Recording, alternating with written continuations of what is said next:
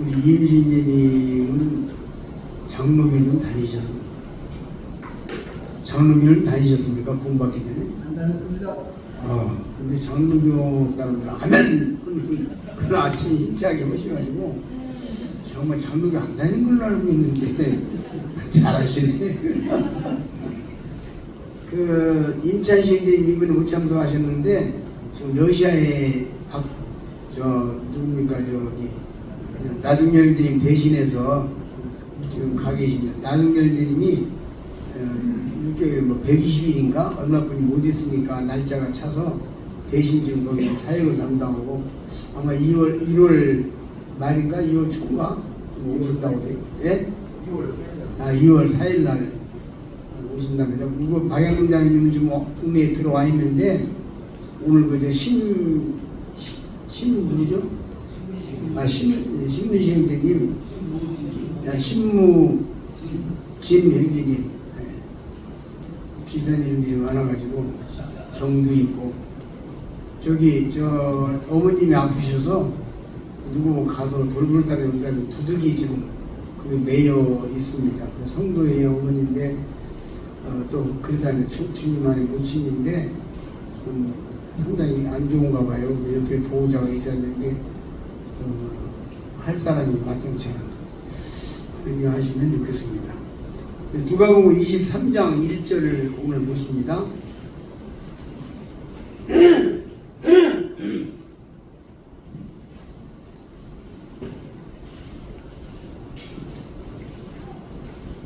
네, 1절부터 11절까지 12절까지 읽겠습니다. 우리 최기동 후배님부터 읽어주시면 되겠습니다.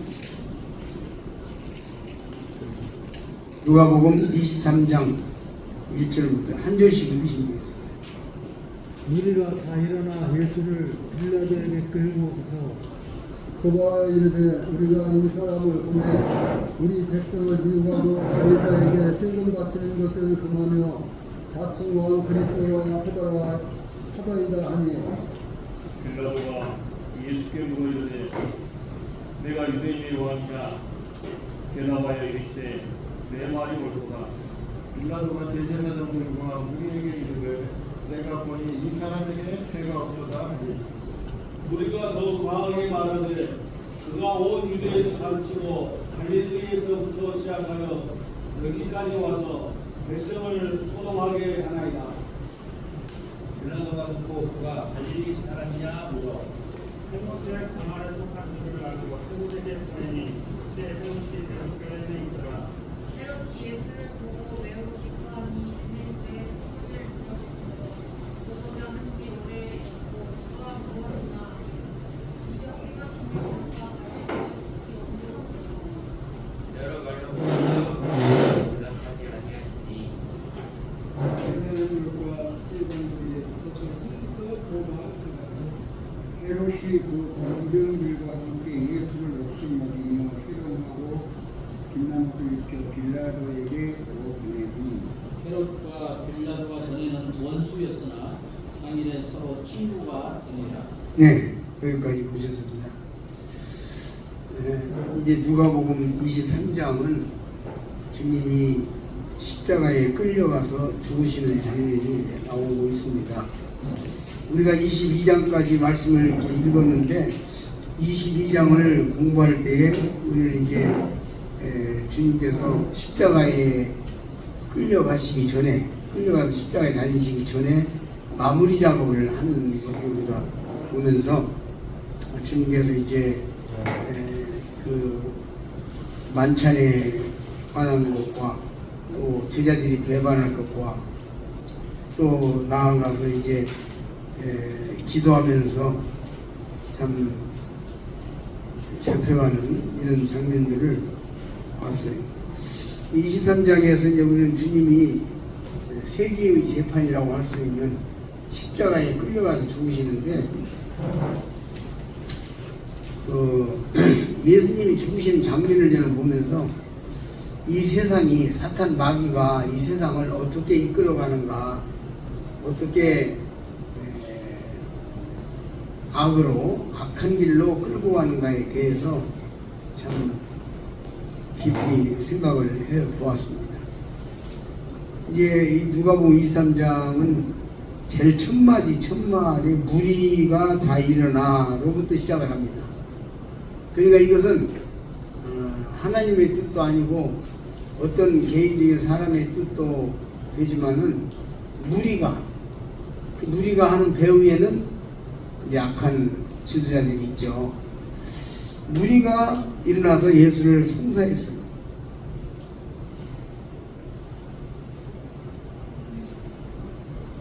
이 민주주의를 여론정치라고 합니다. 그래서 민주주의는 여론정치다 우리가 배웠잖아요. 그래서 여론을 갖다가 싹 끌어가지고 여론을 돌려가지고 여론을 일으켜가지고 지도자들이 자기 마음대로 끌고 가는 정치가 민주주의 정치입니다. 그래서 성경에 나오는 정치 형태 중에서 가장 제일 낮은 단계가 사실 민주주의예요. 지금 우리 굉장한 것 같지만 그거 아니에요. 이에서 5화에 보면은 꼬리가 머리를 끌고 가다가 불쑥에 들어가서 타 죽었다가 뱀 머리를 왜 너는 맨날 대장질만 하냐 하고 꼬리가 시비를 하니까 그러면 네 하는 대로 한번 가보자 그래가지고 꼬리가 끌고 불쑥에 들어갔다는 이에서 5화가 있잖아요. 이 민주주의는요 꼬리가 머리를 끌고 가는 것이죠.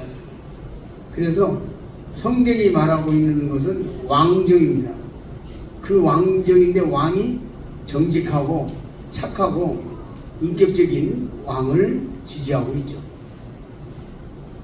그런 사람들이 잘 안 나와서 그러는데 성경에는 정직하고 착한 왕들도 있고 세상에도 정직하고 참 백성을 사랑하는 왕들도 있습니다. 그런 왕들이 좋은 나라를 만들었어요. 저 싱가포르 같은 경우 이광유가 그 나라를 얼마나 굳세게 했냐면 뇌물을 받는 사람은 사형에 처한다고 이렇게 외쳤어요. 처음에. 그랬는데 이광효의 오른팔이 뇌물을 받았어요. 1,000만원. 지금 1,000만원 우리 1,000만원 같은 1,000만원 아닐 거예요. 큰 돈이죠. 근데 교도소에 잡혀갔는데 교도소에서 오른팔이니까 자꾸 이게 소식을 넣어서 좀 봐달라고 이렇게 넣었는데 이광효가 끝까지 면회를 안 갔잖아요. 면회를 안 갔어요. 그리고 죽게 졌어요. 법대로. 그래서 싱가포르가 오늘의 싱가포르가 만들어진 거예요. 정말 법치국가고 그 다음에 사람들이 법을 지키고 깨끗하게 하고 비리가 없고 거짓이 없고 그렇게 만든 거예요. 그러니까 착하고 성경 안에서만이 아니라 세상에서도 정직하고 착한 왕이 나라를 다스리는 것을 하나님 말씀하는 거예요. 왜냐하면 여론이라는 거 만들 여기서 지금 여기 전부 거짓말이잖아요. 백성을 미혹하고 가이사에게 해 바치는 것을 금하며 하면서 비난하고 있잖아요. 네? 근데 이것들이 전부 다 마가복음에 보면은 백성들을 충동질해 가지고 그렇게 한 거예요. 마가복음 15장 14장 11절인가에 보면은 백성들을 충동질해 가지고 그렇게 해라 하니까 해서 하는 거예요. 지금도 여론을 충동질하고 해가지고 여론 정치해가지고 그래서 매스컴 장악해가지고 자기 마음대로 하잖아요. 세상이 거짓말이 판을 치고 있잖아요. 그래서 이제 이런 것들을 보면서 예수님이 십자가에 죽으신 것은 이 거짓 무리들이 여론 바리새인과 서기관과 대제사장들이 여론몰이 해가지고 예수님을 죽이고 빌라도가 나중에 이제 공부하기 전에 지금 저 말씀을 전체적으로 본 건데 빌라도가 무슨 죄를 지었느냐 무슨 악한 죄를 지었느냐 난 놓겠더라 해도 여론무리가 이기잖아요. 여러분이 진실하게 빌라도는 보니까 이 사람 죄가 없는 거예요. 내가 보니 이 사람이 죄가 없더라 해도 소용이 없는 거예요. 소용이 없는 거예요. 그러니까 이 민주주의에서는요 정책도 소용이 없어요.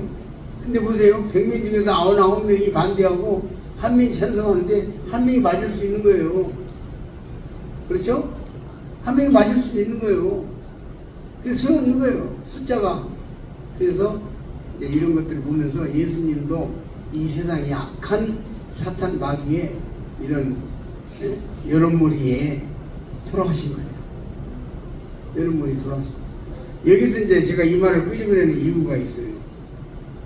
우리 성도들이 이 땅에 살아가면서요, 자기 의견만, 자기 생각만 옳다고 말하는 거요, 위험합니다.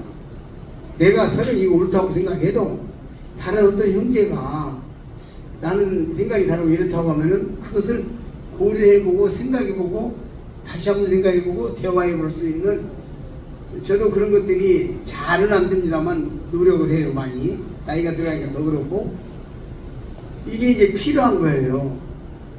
그래서 자기의 옳다고 하는 바로 계속해서 밀고 나가서 이제 누구도 그렇게 생각하고 누구도 이렇게 여론몰이 해가지고 이것이 우리 서구에서도 일어날 수 있는 일입니다.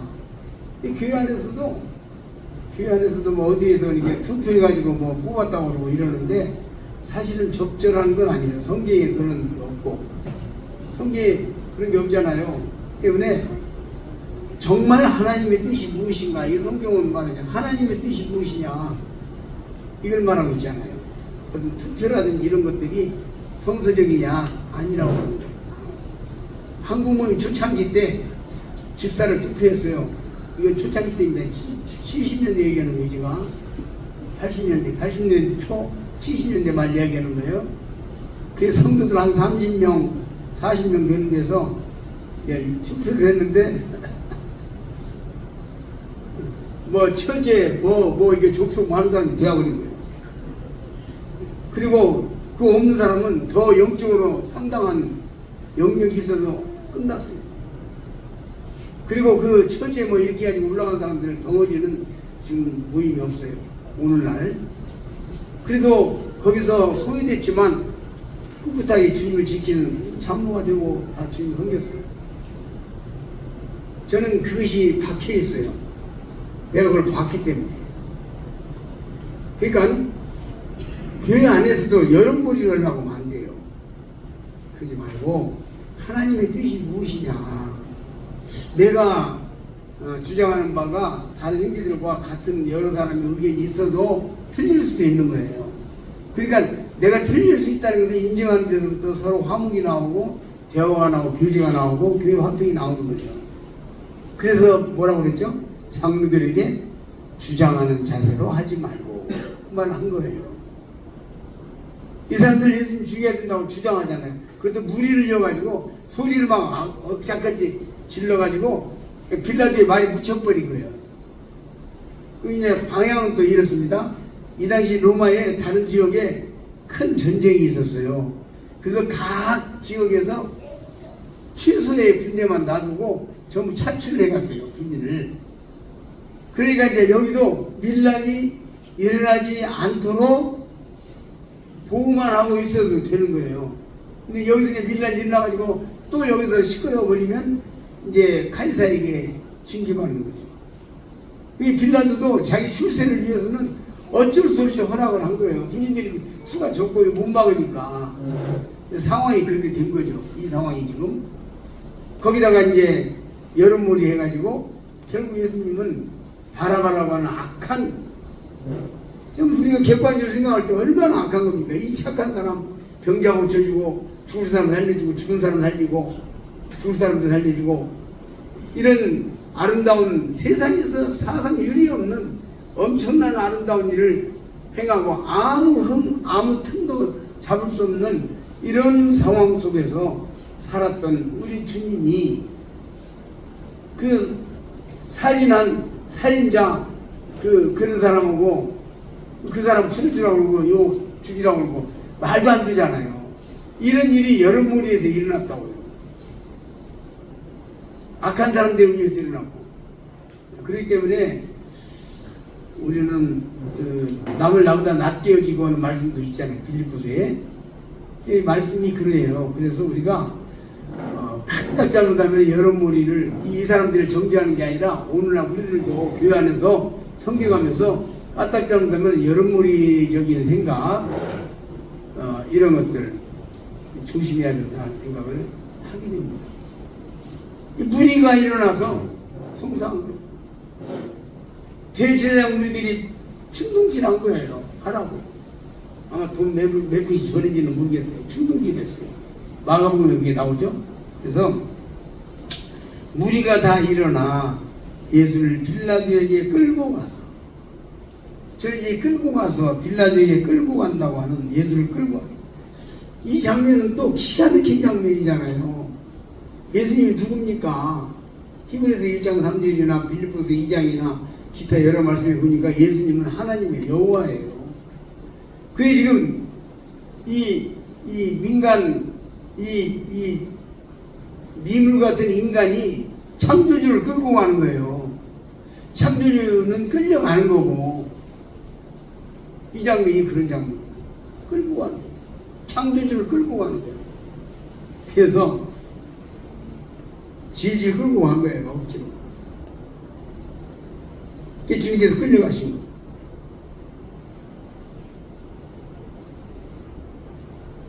오늘 저희들이 그걸 모르고 있죠. 자기들이 비난하고 비방하고, 참 인터넷에 들어가 보면은 예수님에 관해서 얼마나 악한 말로 댓글 달고 울잖아요. 우리 그거 보잖아요. 보이실에서 그냥 덮어버릴 정도로 그런 악한 죄들을 짓고 창조주를 끌고 다니면서 창조주를 모독하고 비난하고 함부로 말하고, 이런 역사는 지금도 앞으로도 계속 될 거예요. 그래 끌고 가서 하는데, 자 이제 이것도 죄인들 얘기만이 아니라 우리 구원받은 성도들도 내가 야차 잘못하면 창조주 끌고 다니는 거예요. 내가 그 거제도에 있을 때 우리 집, 내가 제일 높은 지역에 살고 우리 집 위에 집이 없어요. 제일 꼭대기 집에 살았어요. 물이 안 나와가지고 아주 죽을 고생을 했는데, 우리 여수에서는 지금 물이 너무 나와가지고 물을 적당하게 줄여놨어요. 해놓으면은 30m 날아가요, 물이. 그러니까 적당히 줄여놨는데, 그래서 나는 우리 집에 그 수도꼭지 역사를 보면은 내가 살아온 그 역사예요. 나 울산에 있을 때 밤새도록 물 한 바퀴씩 받아보려고 가고 있다가 새벽 2시까지 기다려도 물 한 바퀴씩 안 나와. 그래 2시 넘어가 3시 남아들면요, 저 낮은 지역에서 물을 틀지 않으면 또 안 나와버려요. 물 한 바퀴씩 못 받아버리잖아요. 수두룩해.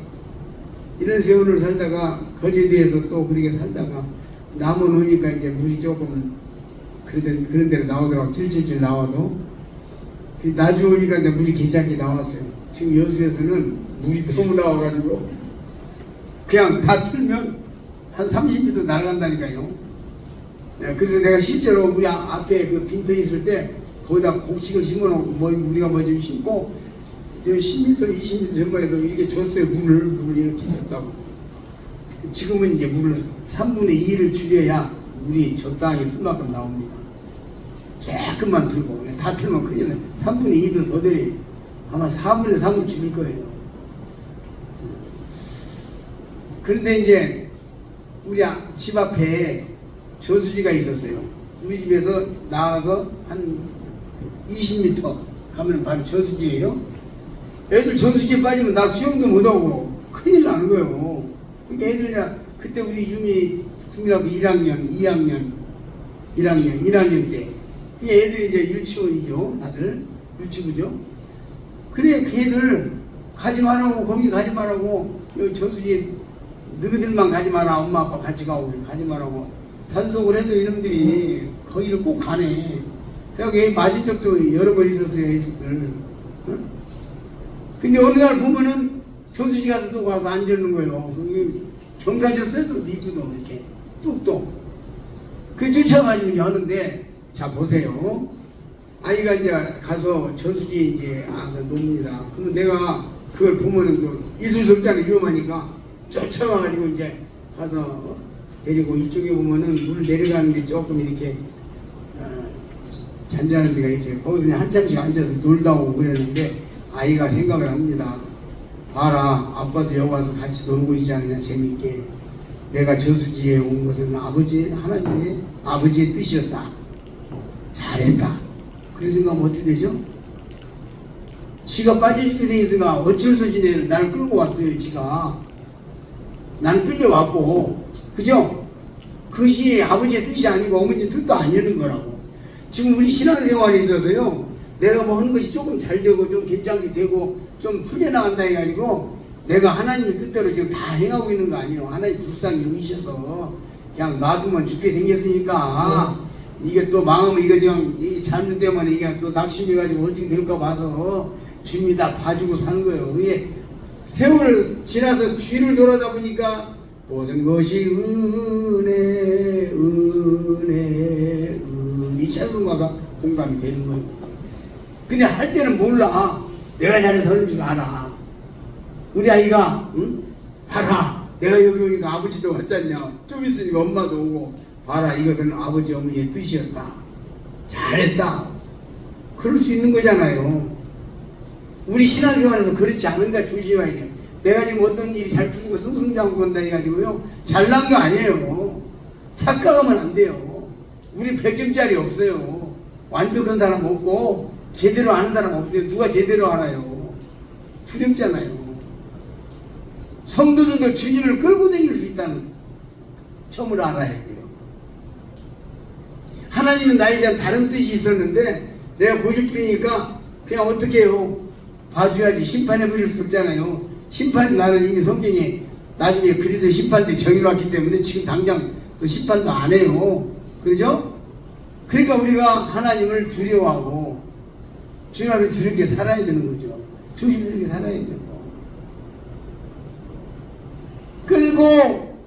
끌고 주님을 끌고 여기까지 왔는지도 몰라요. 지금 하나님은 허인지에 대한 죄에 대한 더 큰 뜻이 있었을 수도 있고 여러분에 대한 더 큰 뜻이 있었을 수도 있다. 이거 우리가 명심해야 됩니다. 주님이 시편 103편에 보면 자비가 무궁하시고 한량 없으시고 노하기를 더디하시고, 예? 그래서 우리가 다 견디려고 살아온 것이지 우리끼리 잘나서 사는 것은 없다. 아무것도 없다. 그래서 이런 말씀을 볼 때에 그래, 무리가 예수를 끌고 갔는데 저 무리들의 모습이 혹시 내 모습이 아닐까 하는 생각을 하게 되는 것입니다. 자식 이기는 부모 없다고 싸우다 결국 부모가 지더라고. 대부분 다. 우리 그 세상에서 일반적으로 많이 알려진 말이죠. 자식 이기는 부모 없다고 끌려고 하는 거예요. 네? 네. 하나님과 우리의 관계에서도 그런 부분이 있을 수 있다. 그러니까요, 우리는 모든 면에 있어서 자기를 정말 살펴는, 내 자신부터 자신을 살피는 일에 게을리면 안 돼요. 내가 어떤 조그마한 어려움이 닥쳐도 내가 주님 앞에서 무엇을 잘못했나, 내가 주님 앞에서 고쳐야 될 것이 무엇인가, 성격적으로 고쳐야 될 것이 있나, 성품적으로 고쳐야 할 것이 있나, 내 어떤 습관적으로 하는 행동들에 대해서 내가 잘못된 게 있나, 이것을 생각해야 됩니다. 생각해야 됩니다. 두려운 거죠. 그래서 모든 것이 은혜라고 하는 이 찬송을 우리가 부르면서 오늘날까지 하나님의 은혜가 아닌 것은 아무것도 없었다. 경우에 따라서 하나님의 뜻을 우리가 저버리고 다른 길로 걸어갈지라도 하나님은 우리들을 불쌍히 여기셨다. 사울왕이요, 전쟁에 계속 진 거 아니에요. 40년 동안 왕하면서 다윗을 괴롭혔지만 그래도 사울왕이 상당한 성과를 많이 올린 거예요. 그렇죠? 예, 이스라엘 지켰고, 예. 그리고 다윗의 부장 요압도 다윗을 도와서 큰 일을 했어요. 그러니까 요압의 말로를 보세요. 계속 다윗이 요압을 데리고 다니는가, 요압이 다윗을 데리고 다니는가, 헷갈리는 부분도 많아요. 그죠? 이 요압과 아비새와 아사엘 이 삼형제가 다윗을 얼마나 힘들게 했습니까? 그래서 다윗이 하도 속이 상하니까 오늘날 내가 왕이 되었으나 수리아의 아들들을 그 세 형제의 어머니가 수리아거든요. 수리아의 아들들을 제어할 힘이 없도다. 이런 말을요. 우리 하나님께서 이렇게 나에 대해서 이렇게 말씀하시면 슬픈 얘기예요. 내가 너의 왕이지만은 내가 너를 제어할 힘이 없도다. 그렇게 되면 어떻게 되는 거예요? 우리 무섭잖아요. 두렵고, 그죠? 그러니까 창조주를 끌고 가는 이 무리들을 생각하면서 오늘날 우리들도 우리 신앙생활에서 하나님의 뜻을 정말 구하고 있는가. 자, 결혼에 관해서도 얘기가 생각해 볼 수 있어요. 내가 참 결혼 중매하고 이야기하면 슬픕니다. 정말 슬프고요. 정말 내 앞에 와서 내가 결혼 중매를 위해서 이렇게 이야기하면 정말 하나님의 뜻이 무엇인지 나는 그것만 알 수 있다면, 그것만 알면 나는 정말 누구라도 좋습니다. 나 이렇게만 하면 한 번도 못 봤어요. 나 한 번도 못 봤어요.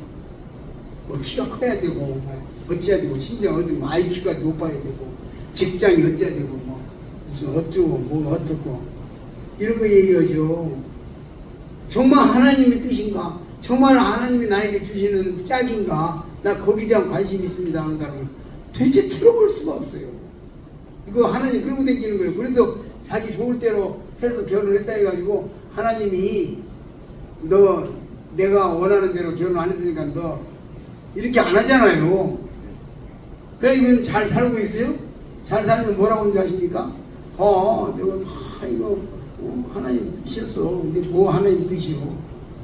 우리 하나님 주님 끌고 다닐 수 있어요. 잘못하면요.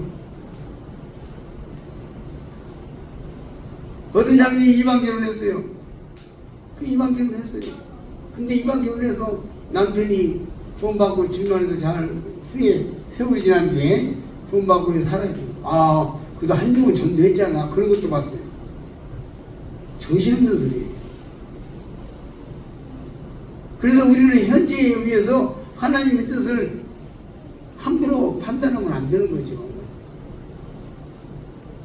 나의 삶이, 나의 생애가 정말 주님을 끌고 다니는 삶인가, 주님께 끌려다니는 삶인가, 이것을 깊이 생각해야 돼. 지금부터라도. 저도 정신이 번쩍번쩍 들어요. 어떻게 해야 할 것인가라고 생각할 때, 앞으로 진로 문제를 생각할 때도 그렇고. 제가 지금 남아공을 9월달에 또 가기로 했어요.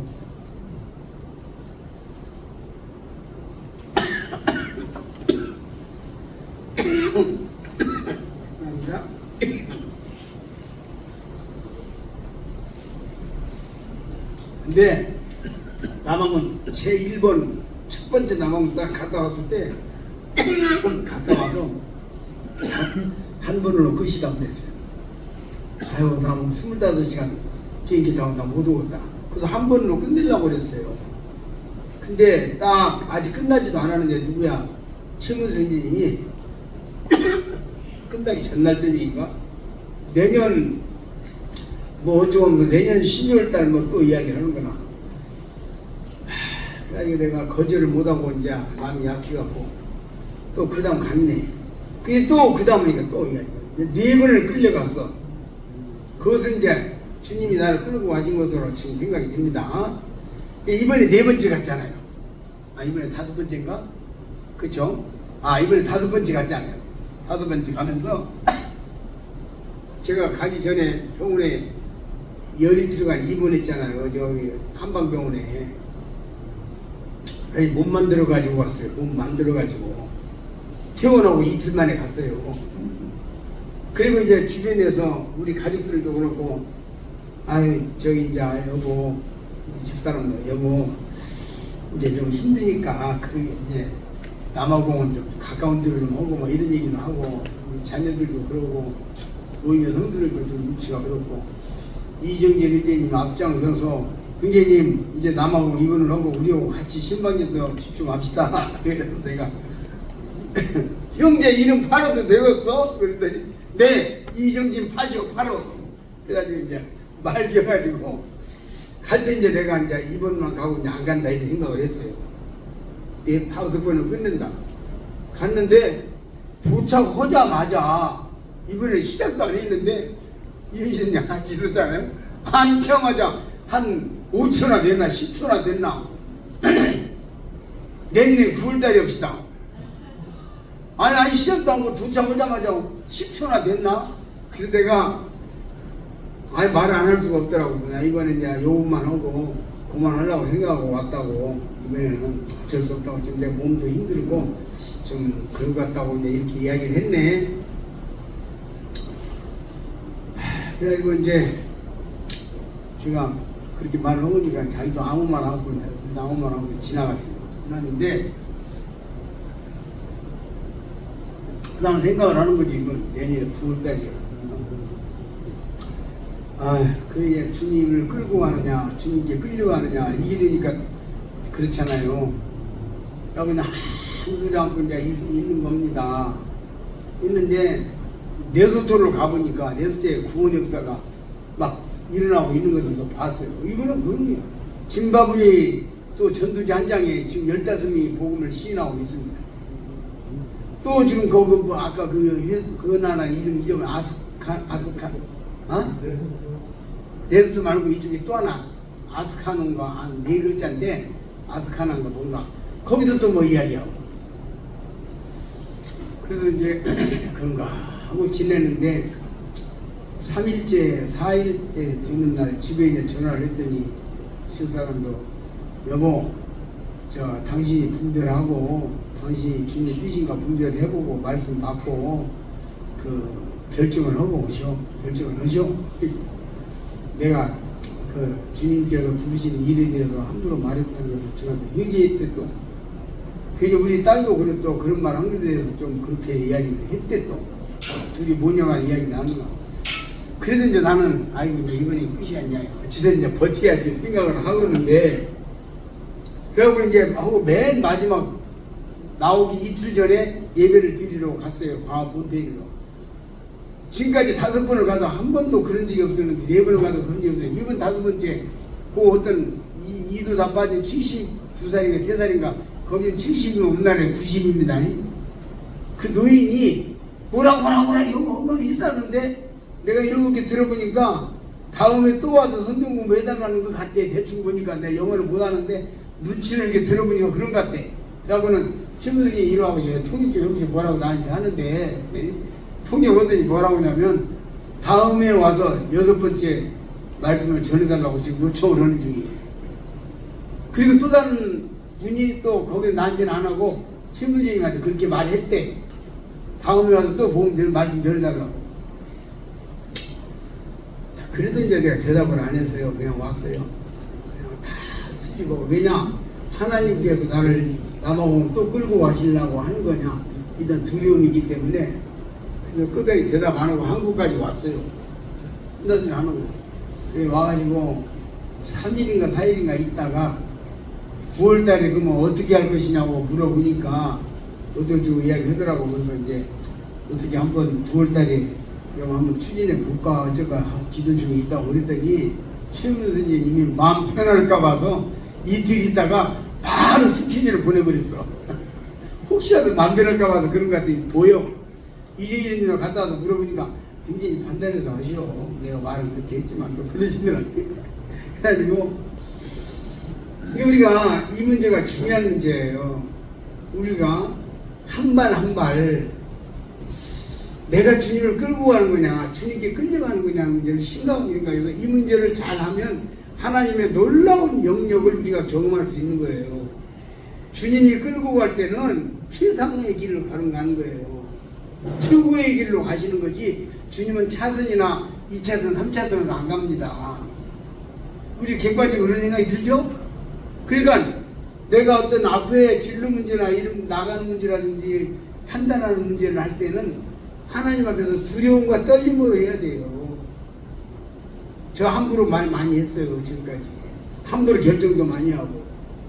근데 요즘에 와가지고 조금 철들으려니까 나이가 76세 5세 되어버렸어요. 지금 그저 슬픈 얘기죠. 제가 이렇게 말하지만 그냥 슬퍼요. 근데 제가 여기 보니까 무리가 예수님을 끌고 가듯이 나 지금까지 주님을 끌고 갔는가 하는 생각이 드는 거예요. 그래서 이런 말씀을 보면서 나는 어땠는가, 지금 현재 나는 정말 주님께 끌려가는가, 내 생각대로 내 상호 판단, 내가 볼 때 이렇다, 내가 볼 때로 해서 한다 안 한다, 간다 안 간다, 오른쪽으로 간다 왼쪽으로 간다를 함부로 말하고 살았지 않았는가, 이걸 체크해 보는 것이 필요하더라고요. 이번 남아공 문제를 또 배운 거예요. 아니 나를 와서 9월달에 허라는 사람들을 내고 싸우는 게 나를 그런 일 없었어요 지금까지. 근데 그 예배드리고 나오면 문 앞에서 뭐라고 막 했었는데 이빨이 빠져갖고 뭐 영어도 제대로 되는 것도 아니고 말도 이가 이렇게 없어요. 여기 하나 있고 이쪽에 저기 있고, 그러니까 발음이 얼마나 부정확해요. 그런데 다음에 또 오라고 하는 것 같은 눈치예요. 좀 대충 들어보니까 그런 분이 그러고 또 다른 분이 그랬다고 그러고, 그래서 이제 9월달에 또 가기로 했습니다. 갈 거예요. 그렇게 스케줄 나왔으니까 가야겠죠 이제. 네, 이 중에서도 가기를 원하시는 분이 계시면 기도해 보시고, 나는 그 남아공은 아니다 하고 미리 결론 내리지 말고 주님이 나를 그쪽으로 혹시 끌고 가실라나, 이 기대를 가지고 기도하는 것도 필요해요. 우리가 매사에 남아공 문제를 이야기하는 게 아니라 매사에 우리가 그런 것들을 생각해야 한다. 그럼 여기 자매님들 많은데 남편이 뭐 어떻게 하려고 하는데 에이 나는 싫어 이런 얘기 함부로 이제 안 하게 되는 거죠. 이런 걸 생각할 때 아내가 뭐 얘기를 할 때 여자들은 가만히 있어 그런 소리 잘 안 하게 되는 거죠. 한번 들어보는 것이죠. 생각해보고 돕는 배필이니까 도울 수 있는 뭐가 있어야지. 여자들은 가만히 있어 그럼 언제 도와? 그렇지 않아요? 그렇지 않아요? 그 남자들은 여자들은 또 돕는 배필이 돼야지. 에이 그거 말고 이렇게 하자고 또 와글 쓰면은 그게 무슨 돕는 배필이에요. 주장하는 배필이죠. 그게 이게 주님이 여자를 남자라고 했지만 머리가 몸에 도움 없이 뭘 하냐고요. 그죠? 그게 돕는 배필이잖아요. 그래서 우리가 이 끌고 가서를 깊이 생각하면서 하나님이여 나의 남은 생애라도 이제부터라도 주님께 끌려가기를 원합니다. 끌려가기를 원합니다. 이와 같은 기도가 우리에게 있어야 하지 않을까 하는 생각을 합니다. 그래 이제 무리가 일어나서 예수를 끌고 빌라도에게 갔어요. 우리가 이 사람을 우리가 보매 이게 우리가 보는 게 아니에요. 이것은 바리새인과 서기관들과 제사장들이 넣어준 말이에요. 예? 넣어준 말로 공산합니다. 가이사에게 힘 받지 말라고 안 했잖아요. 주님께서 가이사의 것은 가이사에게, 하나님의 것은 하나님께 그렇게 말씀하셨지 가이사에게 세 받지 말라고 안 했잖아요. 그런데 거짓말하고 있잖아요. 이스라엘은 거짓말로 주님을 좀 홍사하는 것이고, 그 이제 빌라도가 3절에 반응을 하는데, 빌라도가 예수께 물어가는데 네가 유대인의 왕이냐? 대답하여 가라사대 네 말이 옳도다. 빌라도가 대제사장들과 무리에게 이르되 내가 보니 이 사람에게 죄가 없도다 하니. 저는 이때 빌라도의 심정을 잘 살펴보면요, 이제 자칭 그리스도라 하더이다, 자칭 왕 그리스도라 하더이다 이렇게 했잖아요. 통과했잖아요. 그러니까 이제 빌라도가 그 말을 들으니까 이거 진짜 왕이면 어쩔까? 두려움이 오는 거예요, 빌라도도. 그래서 네가 여기 보니까 빌라도가 네가 유대인의 왕이냐? 하고 우리가 예수님께서 네 말이 옳도다. 네가 맞는 말 했다. 네 말이 맞다. 그 말이거든요. 이 빌라도가 아무리 강신장이고 아무리 전쟁에 숙달된 장군이라도요, 이 말 듣고 두렵지 않을 수 없습니다. 빌라도 보고서를 읽어보면요. 빌라도 보고서에는 보셨죠들? 빌라도 보고서에 보면요. 빌라도의 그 아내가 신기가 있는 사람이에요. 그래가지고 저녁에 그날 재판하기 전날 저녁에 여보 당신은 그 옳은 사람에 대해서 함부로 하지 마세요. 그 사람 함부로 정죄하지 마세요 하고 단속을 해요. 그 여기 신약에도 마태복음인가 보면 그 잠깐 나오잖아요. 그러니까 빌라도는요 그 아내가 한번 들은 것도 있죠. 또 그 옳은 사람이라고 아내가 했죠. 근데 여기서 이제 자칭 왕 그리스도라고 송사를 하니까 빌라도가 뜨끔해가지고 네가 그리스도의 왕이냐? 네가 왕이냐? 이렇게 말하니까 예수님이 네 말이 옳도다. 빌라도가 충격받은 거예요. 그래가지고 빌라도의 입에서 나온 말이 뭡니까? 내가 보니 이 사람이 죄가 없다. 때려서 놀란다. 이렇게 말하잖아요. 이 빌라도의 양심적인 얘기예요. 빌라도는 알았어요. 자기가 무죄한 자를 재판한다는 걸 알았다고. 고통을 당하는 거예요. 이 빌라도는 역사의 희생자라고 하죠. 사실은 역사의 희생자예요. 당시 상황이 빌라도가 무력으로 그래도 난 이 사람 풀어 놀란다고 바로 풀어 줘버릴 수도 있었어요. 그게 폭동이 나게 생겼으니까 못한 거죠. 못한 거예요. 주님은 이런 방법을 하셨어요. 가룟 유다가 저 주여 내니까? 그러니까 뭐라고 대답했어요 주님이? 네가 말하였느니라. 전도에 있어서는요 상대방의 말을 유심히 듣는 게 대단히 중요합니다. 내가 항상 전도를 이야기할 때 상대방 이야기를 먼저 잘 들어봐라 이렇게 이야기하는데 여기 가룟 유다에도 네가 말하였느니라. 결국 네 말이 네가 너를 대해서 스스로 말했다. 내니까 네가 말한 대로 너다 그 말이거든요. 그럴 때에 주님은 가룟 유다에게 대해 한 번 더 기회를 준 것이고 생각하게 한 것이고 자기 입이 아닌 가룟 유다의 스스로의 말로 스스로를 정죄하게 한 것이며 그런 거잖아요. 그러니까 전도자들이 이제 그 구두자들을 이렇게 만났을 때 구두자가 무슨 말하면 말씀 참 잘하시네요. 생각이 깊으시네요. 이런 정도로 상대방을 이렇게 정리해가면서 그런 생각을 하죠. 말 얼토당토 하는 택도의 소리를 해도 저는 그게 아니잖아요. 이렇게 안 해요. 그러면 기분 나쁘고 그냥 보고 안 듣거든. 그건 전도자의 할 짓이 아니에요. 그러니까 이제 제가 이제 이렇게 그런 생각을 하셨습니까? 말도 안 소리 해도 그런 생각도 하시네요. 나는 그런 생각 못 해봤는데 그 말을 좋게 말하면 저 사람이 생각지 못하는 말을 내가 했고야. 그런 사람은 그렇게 알아들어. 그리고 내 말은 뭔 말이냐면 말도 안 소리 하지 마. 나는 그런 생각 해볼 필요도 없고 할 이유도 없고 말도 아니요. 그 말을 그렇게 안 하고 그렇게 돌려 하는 거예요. 전도가 그럴 줄도 알아야 돼요.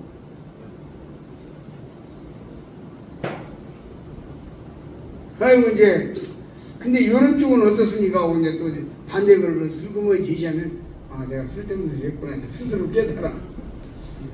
스스로 깨달아. 그래서 이제 상대의 이야기를 이제 받은 주님이 사복음서에 보면은 너희 생각은 어떠하뇨? 이런 경우도 있고 그렇죠? 그래 질문할 때에 대해서 그런 말씀 하잖아요. 그래서 상대방의 마음을 털어놓게 하는 것이 중요하죠. 이 주님께서 빌라도에게 네 말이 옳도다. 빌라도는 이제 풀어 놀란다. 그러니까 5절에서 우리가 더욱 굳세게 말한 거예요. 제가 온 유대에서 가르치고 갈릴리에서부터 시작하여 여기까지 와서 백성을 소동케 하나이다. 빌라도가 듣고 묻되 저가 갈릴리 사람이냐 하여 헤롯의 관할에 속한 줄을 알고 헤롯에게 보내니 때에 헤롯이 예루살렘에 있더라. 빌라도가 피해자를 부른 거예요. 그래서 껄끄러가지고 이거 참 이러도 못하고 저러도 못하고 아내가 한 말도 있고 또 내가 보기에도 그렇고 이래서 이 양반 이제 옳은 사람 정지하면 제 양심적으로 자기한테 이건 신의 저주를 받으려고 하는 두려움도 있고 그런 거잖아요. 그러니 이제 이게 헤롯의 관할이 들어가고 헤롯에게 얼른 떠넘기는 거예요. 떠넘겨서 헤롯에 보니까 헤롯은 또 헤롯이 이게 이제 이 헤롯이 어떤 헤롯이냐면 대왕 헤롯의 아들입니다. 이게 두 번째 헤롯이에요. 이게 그 이제 이 헤롯이 여기 이제 뭐 소식도 소문도 들었고 이 사람이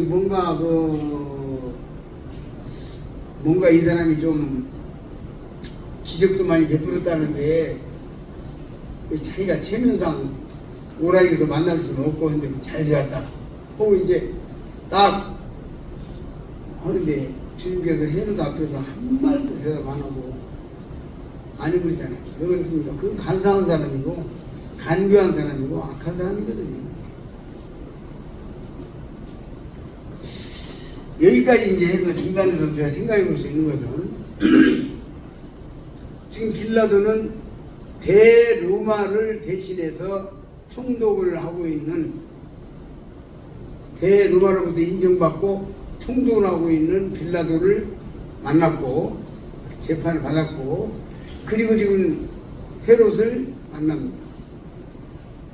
헤롯은 카이사로부터 대왕 헤롯이 320년 전인가요? 340년 전인가요? 40년 전. 40년 전에, BC 40년 전에 왕으로 인정받은 사람이에요. 인정받아가지고 대왕 헤롯이 이제 나오죠. 왕가가 나와요. 그 사람은 아주 전쟁에 능하고 머리가 좁고 명석하고 대단한 사람이었어요. 그러니까 이제 해고 나왔는데 이 대왕 헤롯과 그 아들 대왕 헤롯이 BC 4년에 죽거든요. 예수님 탄생한 한 4년 전에 죽어요. 그리고 그 아들이 이제 또 왕이 된 건데 그 대왕 헤롯이 그 왕권을 받아가지고 왕가를 세우고 아들이 이제 왕을 이어받았는데 예수님을 그 아들이 죽이려고 핍박을 하잖아요. 그래서 주님의 그 사역의 시작은 복음이었지만 정치 체계로서는 헤롯 왕 때에 주님이 세상에 오셨어요. 헤롯 왕이 왕을 할 때에 그것이 어디 나오냐면 이제 마태복음 2장 1절에 헤롯 왕 때 예수께서 유다 베들레헴에 나심에 하고 나오죠. 그 헤롯 왕 때라고 하는 것은 이 둘째 헤롯 왕을 이야기하는 게 아니라 헤롯 왕 시대에 그런 의미가 강합니다. 마태복음 2장 1절에서 헤롯 왕 때에 그 말은 헤롯 왕 시대에 예수님이 오셨다 그런 거예요. 그리고 이제 예수님이 마가복음 한번 잠깐 좀 넘어가서 보시겠습니다. 마가복음 1장. 마태복음에서 헤롯이 예수님을 핍박하고 하는 장면들은 우리가 많이 봤잖아요. 근데 이제 마태복음에 보게 되면은 14절에 13절에서는 12절에서 성령이 예수를 광야로 보내시니라. 광야에서 한 40일을 계셔서 사단에게 시험을 받으시며 백성 들짐승과 함께 계시니 천사들이 수종 들더라. 요한이 잡힌 후 예수께서 갈릴리에 오셔서 하나님의 복음을 전파하여 가라사대 때가 찼고 하나님의 나라가 가까웠으니 회개하고 복음을 믿으라 하시더라.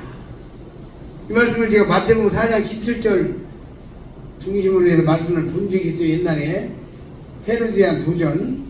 그러니까 여기 요한이 잡힐 후라는 말이 기록되어 있는 것은 뭔 말이냐면 헤롯이 요한을 잡아다 가뒀어요. 이유는 뭐냐면 헤롯이 동생 헤롯의 아내 헤로디아가 동생이 아니거든요. 동생이 아내를 빼앗은 거예요. 그 율법에서 금하고 있잖아요. 근데 헤롯은 가짜 유대인이에요. 말만 유대인이지 정치적으로 유대인들의 어떤 관심을 살라고 개종한 유대인이에요. 근데 그 헤롯이 지금 침례 요한을 정말 가뒀어요. 죽이려고. 그 주님께서는 요한을 가뒀는데 그때 헤롯의 영지가 갈릴리거든요. 갈릴리. 그 주님께서 요한이 잡혀서 옥에 갇힌 것을 알고 마태복음에서 이것을 들으신 후 그렇게 나와요. 요한이 잡혔다는 걸 듣고 그렇게 나와요. 알고 헤롯의 영지로 들어가서 갈릴리 영지로 들어가서 회개하라. 회개하고 복음을 믿으라 하고 전도를 합니다. 그러니까 이게 침례 요한이 왜 갇혔냐면은 마태복음 3장 2절에서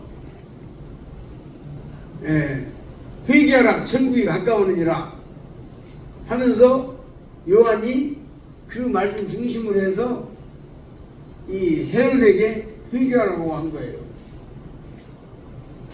동생의 아내를 취한 거 옳지 않다 그렇게 말한 거예요. 그것 때문에 헤롯의 노여움을 사서 아내가 충동질 해가지고 잡아다 가둔 거거든. 그게 예수님의 입장에서는 나의 앞을 길을 열고 나의 앞에 사신으로 오신 이 침례 요한을 네가 가둬? 나한테 정면으로 도전하는 거다 하는 것을 주님께서 인식하고 그래 요한을 가뒀으면 나도 가둬봐라. 요한을 죽일 테면 나도 죽여봐라 하고 정면으로 갈릴리로 가신 거예요. 예루살렘이나 이들을 피한 게 아니고 이 장면에서 우리는 그걸 보는 거예요. 주님은 헤롯에 대한 도전, 로마에 대한 도전을 했어요. 그리고 지금 이 마지막 아까 마태복음 누가복음 23장에서 지금 로마를 대신하는 총독과 또 그 헤롯 왕가의 왕과 정면으로 지금 만나고 이야기하고 있는 거예요. 돌아가시기 전에. 주님의 생애는 거기서 헤롯 왕가에서 시작해가지고 이제 지금 여기 헤롯 왕이 와서 또 한번 재판하려고 앞에 정면으로 나서게 되는 장면으로 가면서 그 다음에 십자가에 죽으시는 것으로 주님의 생애가 끝납니다. 지금. 결국은 뭡니까? 예수님은 돌아가셨다가 부활하심으로 모든 승리를 완벽하게 승리하셨지만 헤롯 왕가는 결국 그 다음까지 해서 이제 망해버리잖아요. 4대에 내려가서 망하잖아요. 이 헤롯은 에돔 족속입니다. 에돔 족속이 지상에서 사라진 거예요. 오버데이에서 예언한 것처럼 사라져버린 거예요. 그래서 주님을 심판했던 로마는 결국 세상에서 사라져버렸고 또 주님을 핍박하고 주님을 죽이려고 했던 헤롯 왕가는 세상에서 사라졌고 오직 십자가의 도만 오늘까지 나에게까지 계속해서 전해지고 있는 것입니다. 우리는 이런 역사의 흐름을 보면서 하나님 앞에서 많은 생각을 하게 되는 것입니다. 내가 정말 이 주님의 담력, 주님의 담대함, 죽이려면 죽여라. 그 침례요한 가뒀다고? 그럼 나도 한번 가둬봐. 나도 죽여보라고 하는 장군으로서의 주님의 면목, 싸움에 능한 왕, 시편 24편에 싸움에 능한 왕이라고 했어요. 예수님을. 그 싸움에 능한 장군으로서의 모습을 분명하고 확실하게 드러내시는 우리 주님의 면목을 보는 것입니다. 오늘 우리가 인류에 왔는데 우리는 하나님의 복음을 들고 주님의 복음을 들고 또 지금 이 인류에 도전하는 것입니다. 제가 쓰기는 인류가 뭐 서민들을 해가지고 각설이 타령까지 이제 읊어서 이제 글을 썼는데 인류에 사탄에게 끌려간 수많은 우리 동포들이 여기 있습니다. 주님께서 그 사람들을 이번에 살려주시기 원하고, 자, 우리 백민자 자매님의 고백을 들으면서 그렇게 복음을 전하라고 애를 써도 대답도 않고 쫓아내고 하더니 이제 한번 믿어볼란다는 얘기를 하셨다고 하는데, 또 지금 막 귀놓고는 또 나중에 딴소리 하고 막 한다는데, 오늘 가서 무슨 일이 벌어질지 모르겠어요. 우리는 복음 들고 정면으로 그들에게 도전하는 것입니다. 예, 잠시 쉬었다가 이거 하겠습니다.